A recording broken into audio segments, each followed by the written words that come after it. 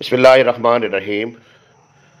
हमसाया मुल्क में जो पंजाब है, जिसे हम आम तौर पे चढ़दा पंजाब कहते हैं, वहाँ पर बड़ी जिद्दत आ रही है प्रॉपर्टी के मामलात को लेकर। एक तो उन्होंने ऑनलाइन जो है वो रकबा देखना इतना आसान कर दिया है कि कोई भी बंदा जो है वो घर बैठे 1 मिनट में किसी भी बंदे का रकबा, ये नहीं कि सिर्फ अपना रकबा, पूरे सूबे में से किसी भी ज़िले का रकबा, किसी भी तहसील का रकबा, किसी भी मौजे का रकबा, किसी भी खेवड़ का रकबा, और कौन कौन कितने कितने रकबे का मालिक है, कितने रकबे पे वो काबिज़ है, एक एक चीज़ जो है बड़ी आसानी के साथ चेक कर सकता है। और ये जो चीज़ है हर बंदे को इस तक रसाई है बड़ी आसानी के साथ। दूसरा, अभी वहाँ पर नोटिफिकेशन किया गया है कि रजिस्ट्री जो है वो पंजाबी में होगी, और रजिस्ट्री के अंदर से तमाम मुश्किल अल्फाज जो है वो निकाल दिए गए हैं। रजिस्ट्री को जो है वो बिल्कुल आसान कर दिया गया है। ठीक है जी। जबकि दूसरी तरफ पाकिस्तान में मुश्तरका खाता है, मिसाल के तौर पे 5 एकड़ का खाता है, 5 बंदे ही मालिक हैं, तो चाहिए तो ये कि हर बंदा एक एक एकड़ पर जो है वो काबिज हो। अब होता क्या है कि एक बंदा जो है वो 5 एकड़ पे कब्जा कर लेता है, बाकी 4 कमज़ोर हैं, तो वो जो है वो तकसीम करवाने जो है वो चले जाते हैं। तो इस पर जो है महकमा रेवेन्यू को कुछ इस्लाहात जो है वो करनी चाहिए, इसमें कुछ तब्दीली लानी चाहिए। ठीक है जी। रेवेन्यू बोर्ड जो है वो बैठे और इस पर फैसला करे कि ठीक है कि मुश्तरका खाता है, हर बंदा जो है वो जब तक रकबा तकसीम नहीं होता इंच इंच में मालिक है, लेकिन क्या इससे बेहतर ये नहीं है कि हर बंदा चूंकि एक एक एकड़ का मालिक है तो वो एक एकड़ पे ही कब्जा काबिज हो।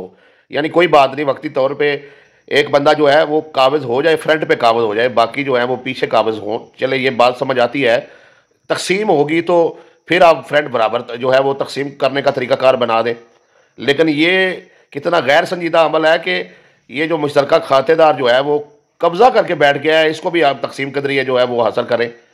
ठीक है जी। तो तकसीम में अपना टाइम लगता है, फिर अगला बंदा जो है वो अदालती स्टे ले लेता है, अदालत में चला जाता है।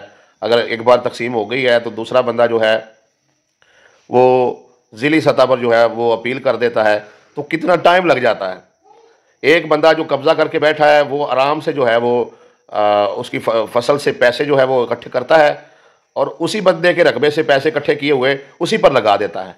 एक भाई ने बताया कि मुश्तरका खाते में एक बंदे का 3 एकड़ रकबा है, तो जो मुखालिफ पार्टी है, खातेदार है, वो उसी से जो है पैसे कमा के 3 एकड़ के से वो साल भर उसी पे लगा देते हैं। दूसरा बंदा जो है वो बेचारा जो है अब अदालतों के धक्के खा रहा है। ठीक है ना जी। तो क्या ऐसा कानून नहीं बनाया जा सकता कि जिसमें जो बंदा जितने हिस्से का मालिक है मुश्तरका खाते में उतने पर ही काबज हो, ज़्यादा काबज हो तो ज़्यादा से ज़्यादा उसको 1 हफ्ते में जो है पहले तो उसे गिरफ्तार किया जाए कि वो अपने हिस्से से ज़्यादा पर क्यों काबज है। ठीक है जी। उसके खिलाफ FIR का अंदराज होना चाहिए, उसे गिरफ्तार होना चाहिए। लेकिन ऐसा नहीं है। मुश्तरका खातेदार है, बहुत ज़्यादा कब्जा करके बैठा है जी, आप पहले तकसीम करवाएं तो फिर आप मालिक बनेंगे, कौन सी आपकी है। ठीक है, लेकिन इसमें यह तब्दीली कर दे कि मुश्तरका खातेदार जो है अगर वो 1 एकड़ का मालिक है वो 1 एकड़ पे ही कब्जा रखे, ज़्यादा पर ना रखे। फ्रंट पे रखा है तो तकसीम के बाद वो साल लगे, 2 लगे, 4 लगे, ठीक है जी, 1 माह में हो जाए, क्योंकि मामला जो हैं वो तहसील से फिर जो है वो एडिशनल डिप्टी कमिश्नर के पास जाने हैं, और उसके बाद आगे जो है वो फिर उसने अदालत में चला जाना है। टाइम लगता है, इस पर काफ़ी टाइम लग जाएगा। लेकिन वो बंदा जो मुश्तरका खातेदार है वो कम से कम पीछे 1 एकड़ पर तो काबज तो बैठा होगा ना। मसला उसका सिर्फ फ्रंट और बैक का रह जाएगा। ये मसला तो ना हो कि उसके पास कब्जा ही नहीं है, उसके खातेदार ने कब्जा किया हुआ है। ठीक है जी। तो ये जो कब्जा माफिया है, बिलखसूस जो मुश्तरका खाते में कब्जे करके बैठे हैं, उनकी हौसला शिकनी के लिए ये इस पर सियासतदानों को भी अपना किरदार अदा करना चाहिए, और रेवेन्यू बोर्ड को भी अपना किरदार अदा करना चाहिए।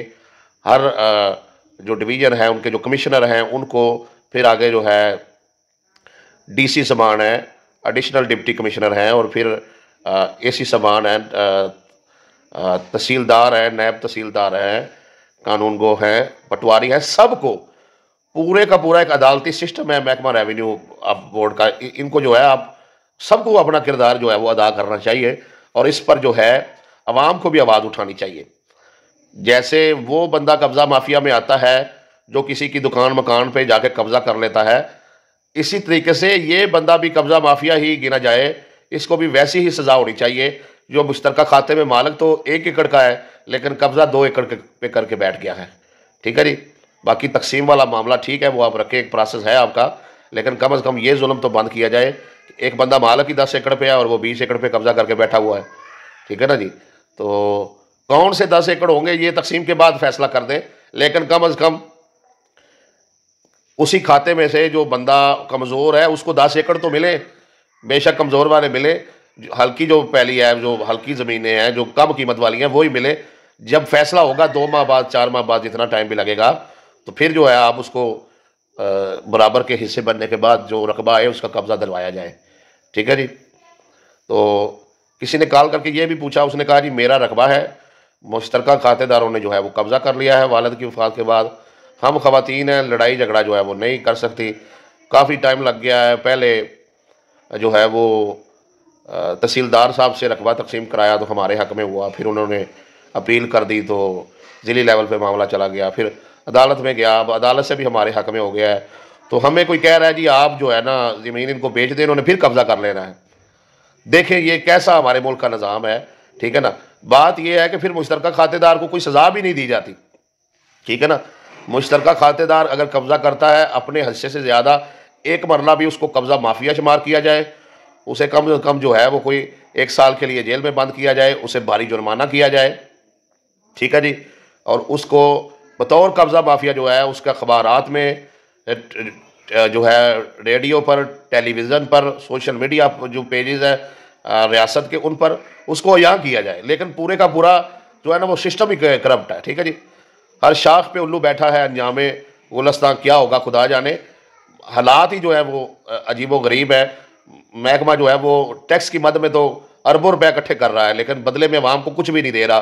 ठीक है जी। अवाम जो है वो आपस में झगड़े कर रही है, खून रेजी कर रही है, कत्लो गारत कर रही है, लेकिन महकमा जो है वो अपने सिस्टम में बिल्कुल भी जिद्दत लाने के लिए, बेहतरी लाने के लिए तैयार नहीं है।